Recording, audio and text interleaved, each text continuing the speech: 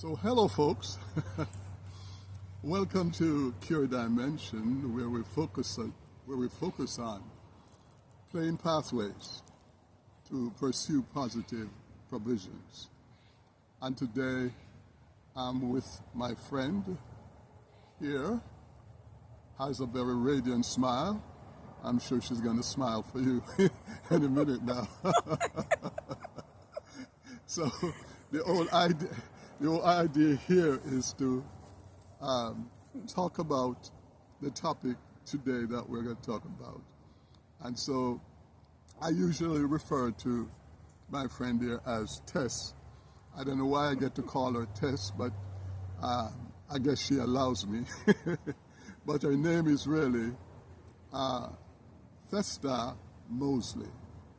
Thesta Mosley. Mm-hmm. Did I say it correctly? Yeah, Thesta Mosley Manu. Yeah. Thesta Mosley. Manu. Mm-hmm. So I'm just going to let you tell us a little bit more about Thesta. Okay. Or Tess, whichever you want to do. Yeah. Wow. So Thesta is a woman was born and raised in the Midwest, but for the last over 15 years now, I've lived in Florida, and so I love living in Florida, and I have, worked, gone through my career. I've had children. I've been married. I'm single now, but I've retired, and so now I'm just really enjoying my life as a retired person. Very good, very good, very good. Now, my next question for you is based on the fact that many young people see education. I don't know you're going to talk about education, your years preparing for the life that you have now. So I want to preface that by saying many young people see education as unimportant in this day and age. And so I want to ask you, how did your studies contribute to the well-being you have today and the way you have excelled and find certain success? How did your education play a significant role in your life? Okay, thank you. Let me just say, first of all, thank you so much, Ken, for inviting me for this podcast. And then as this little bike rode by, it made me think I needed to make sure that I mentioned that thank you for allowing us to be outside. Oh. So when you ask me about me, I have to mention outside because I love outside. I love being outside. But I like being inside too, but outside is like my big thing. So when it comes to my education, I knew when I was young, when I was in high school, that I love science. I had a teacher, especially Mr. Blanks. He was my science teacher, and I did advanced biology classes as well. And I just knew I loved the science. I knew I loved dissecting. I knew I loved asking questions and finding out the answers and all of that. So when I first went to college, sometimes when you go to college, you don't know what you want to major in. Right. I knew right away that I wanted to major in biology and chemistry. I knew that. I was about to mention before you came in with that many people get into a career based on the fact that they just stumble into it, they got a job, and the job sort of steered them into a certain direction, and they like what they are doing, and then they might get the opportunity to do a course, and a course lead to something else, and a degree, and a career that follows. Exactly. But very few people, I think, really got up at age 7 or 8 and said, I want to be a doctor, I want to be a lawyer, or I want to be a nurse. But you're saying that it began when? I want to say it began, well, I knew I liked science because when I would be walking home from school, even from elementary, I would pick up stuff outside, little bugs. I love the butterflies. I would get them. So I would come home and I would bring stuff. And my mother would be like, what did you bring home today? So I knew I loved things that were living. And So I would say it was when I was in high school and I started taking more advanced science classes. Right. It's when I really realized it. So I would say the age, maybe about 15. Age 15. Yeah, that's a later year compared to some, but that's still young. That's still young.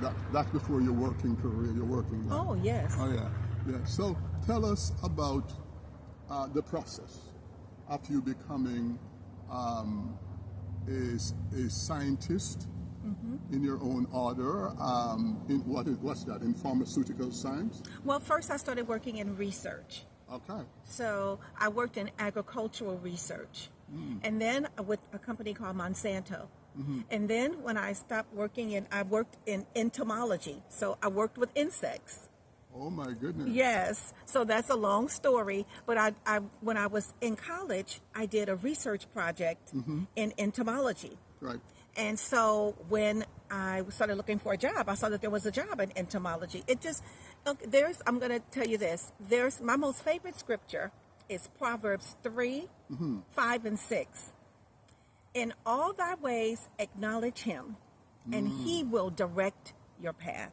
So you're saying that a lot having to do with your career is about your spirituality. It's about my spirituality because I've loved that scripture since I was a child. And I've tried to live by that scripture. I mean, I'm a Christian, and I became a Christian at the age of 9. And when I did, I didn't do it because my friends walked up to the front of the church and did it. I just kept getting this burning desire that what they were saying, that I was believing it. So at that young age, I started to learn about the Bible and all of that with my grandmother. So that scripture early in my life became very important to me. So a lot of my path has been guided by that scripture, trying to live that way, not always getting it right. Certainly. So I would say I started to gain that. I started to gain the knowledge. I started to see that this is something I liked, and I started moving in it. And God just started blessing me in it. So I started working in research, agricultural. Then I started working in pharmaceutical research. And then I started working in pharmaceutical sales. Okay. And so that's what I did. And I worked in a lot of different disease states. And then I retired from all of that after almost 40 years. Wow. And so now I'm like 67 years old and retired. And because of how I managed those things in my life, and how I tried to live my life, intentionally live my life, then that's how I am today, retired and able to do things that I want to do, even though I'm retired and on a fixed income now. Very good, very good. That's very interesting. But what I find even more interesting is the whole idea of working with insects. I find that very interesting. Oh, yeah. Very, very interesting. In fact, last night, I came home and I went to fix something in the kitchen. And I saw in my sink that was quite bright and clean, when I picked up the plug, the drain plug, I saw an insect. I don't know if you call that an animal, because it seemed to me like a little tiny frog, or some kind of beetle. And my first instinct is to get rid of this thing. Okay? I don't kill bugs. I put them on the paper. I take them outside. Wait a minute. even spiders. My family's like, oh my God, why? I'm like, because they're living. Right. And that's living. Now, if they're poisonous, if it's a roach, they got to go. Right. And living is the operative word, because that's how I made my decision as to what to do last night. I looked at the thing, and my instinct was run that water and turn it up as hot as possible. And that will cook this one and get rid of him right away. Because I just don't like bugs. Yeah. I just don't like bugs. But something said to me, this thing is living. As you said, living. It has life. So what I actually do, I got a tissue and I picked up the little thing wrapped, and I keep thinking about how this thing's got to feel in my hand. He's scared to death. It's probably he was scared to death. Yeah. But I hold it without wanting to kill it, and sort of enclose this in this wet tissue walked it outside the door, and I say, go live Thank you, doctor. Thank you, doctor. go live somewhere else, Thank not in my you. house. Yeah, I understand that. So my curiosity about insect is really high. The fact that you actually had a career with insects, So you also taught in your field. And what would you say your field is actually? Okay, I would say that most of the work that I've done has been in the area of infectious diseases, Oh, really? HIV and AIDS, and hepatitis. Wow. So give me a day at work scenario of what that is. Is that possible? Wow. Yeah. So, because I've worked various positions, right? I've done various things with various companies. Right. Then it's been different. But what I did most, when I did research, I worked in the laboratory. Right. Right? I worked in the lab. When I worked in entomology, I worked in the lab, and I worked in the insectary. I was helping to grow, I'm going to use the word grow, insects, help them to produce, because we were doing research on these insects. They were agricultural pests that we were, trying to, lessen the pests eating up the crops and all of that. Then when I started to work in pharmaceuticals, I worked in research in HIV and AIDS, and then I started working in sales in pharmaceuticals when I got married and started having children, because that made it was more flexible for me after having children, not working in the lab, and to work outside with other people. So I work with healthcare professionals. And I'm the one that, like, when you go to your doctor's office and they're like, hey, I have some samples for you of the medicine. I was the one that would be giving them those samples of the different medications. So I did that. And then I did programs. I worked with doctors a lot. I would teach the doctors about the medications that I was providing in different disease states that I worked in. Okay. So let me ask you this. What you end up doing, is that what you had expected to be doing when you were studying and preparing yourself? Yeah, Did you actually end up doing what you studied for? I started doing research because I thought I wanted to do research in science, and I did start off doing research like I thought. But then in pharmaceutical sales, I wasn't sure, but I worked, when I was in college, I had to pay for college. Right. And so when I was there, I worked in the pharmacy as a pharmacy tech. And there was a work study thing that I did. So I started working in the pharmacy, and that's how I paid for school. Working in retail and working in the hospital. And I would see pharmaceutical reps come in there. So when I finished school, I was like, wow, that looks really good. But I got the job in research. And then when I moved, I got the job in pharmaceutical sales. Sales. How about sales and pharmaceuticals? Now, if I were studying for a career, I would not be studying. Well, there are different kinds of sales. You could have mild salesperson, or you can have an aggressive salesperson. Like, I used to think of insurance salespeople as very aggressive. Yeah, car salespeople. And car salespeople. Yeah. I actually, at one point in my life, got a 220 license and was working with an insurance agency. Okay. And one of the things I found out, I was in sales. I was selling auto policies, but the sales was so mild. It's almost like I'm not selling, because people are coming to you and you're writing these policies and you're getting them insured. Yes. And to me, that was a very mild form of sales. And perhaps that's what you were doing too. But I hate sales in general.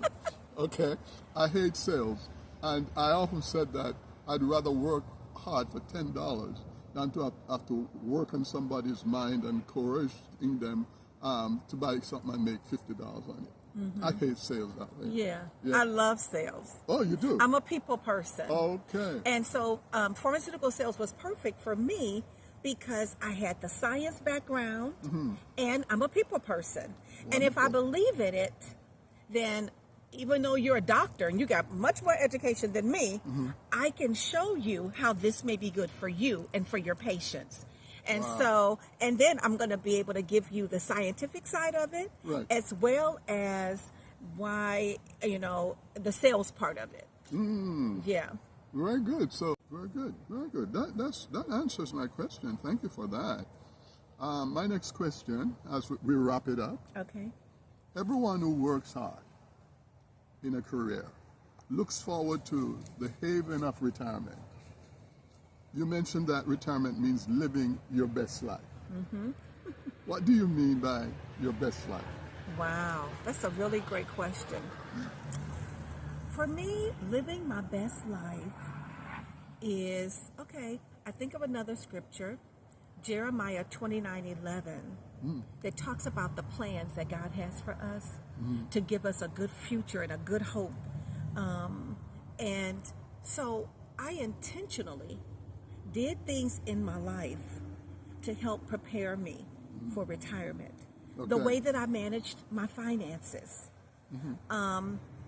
There's things that I could have bought that I didn't buy because I was like, no, I want to use this for my finances. And then I was a single mom most of the time that my children have been in this world. And so with my children, I also tried to teach them those same things about time management and about your finances. Right. So what I did was I would talk with, I got a finance, first of all, with the corporations that I work for, I always saved money, 401k and all those things. But then I really didn't know how to manage it on my own. Right. And I would use the sources that I would get from my company, like Fidelity and all of that. So then what I decided to do was to get my own financial advisor.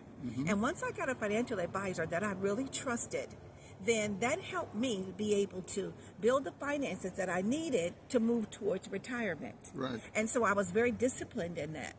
So living my best life now, if I didn't have any finances, it would make it much more difficult for me to live this best life that I'm living. Right. You have to have planned for it. Yes. Right. So there are things that I'm able to do that I enjoy. I love to travel.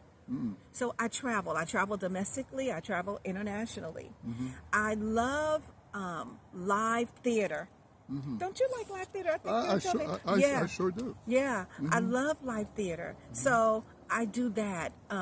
I visit friends. I take trips with friends.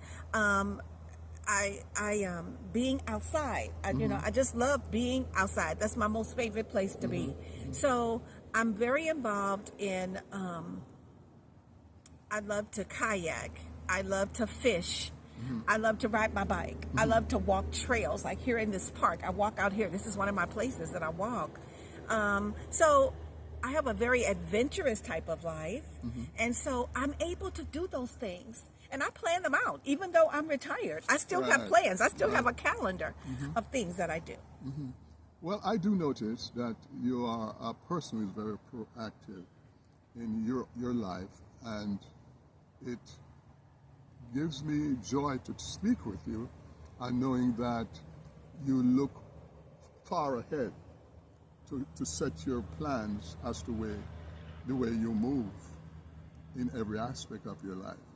Is there anything you can tell us about how you view your contribution to the next generation of people of color who, in many cases, they are struggling neighborhoods that may want to rise up out of their situation? Do you see that happening through the NAACP or otherwise? Yeah. So the NAACP certainly does that. Certainly does that. But what happens a lot of times I see is that by the time people come to the NAACP for help, for example, in our downtown St. Pete here, a lot of the corporations, a lot of businesses, a lot of entrepreneurs are purchasing people's homes. And, they'll give them a decent price for their home. But sometimes the people, when they get the money, because they're not used to having this amount of money, they'll spend the money. And then after they've spent a lot of the money and it's time for them to buy a home, they'll come to the NAACP to get help. And it's like, it would have been best to come when you had all of the money. So sometimes when we come to the NAACP for help, sometimes when we come after we've already done these other things. But come first, because the NAACP has attorneys to help you. Even if somebody gets in trouble with the law, come to the NAACP first before you start spending your money, because there's lawyers that work specifically with the NAACP. So, so I would say for the next generation, because I have a grandchild myself. Since I've been retired, I've had my daughter and her husband had my first grandchild, and so I think about that all the time. And so start with yourself first, making sure that you learn things so that you can pass them on, because you can't really pass it on if you never learned. Right? So we need to learn how to do things, how to move in our lives to make the best life that we can have for the future, so we can teach others. And then what we don't know, we reach out to get the help from people who have been able to gain success in that area. And that's something I tell my own children. I have 3 of them. They're all rattlers from FAMU. So I told them that, and then I pass that on to other generations. Very good, very good, very well said. I'm glad you could join me today, and I hope with all you've said, many of my listeners will benefit from it, and I hope you'll join me again some other time as well. Thank you. We're listening today to Cure Dimensions, Plain Pathways to Pursue Positive Provisions. Please remember to like, share, and subscribe. So until next time, have a great day, and God bless you. Bye now.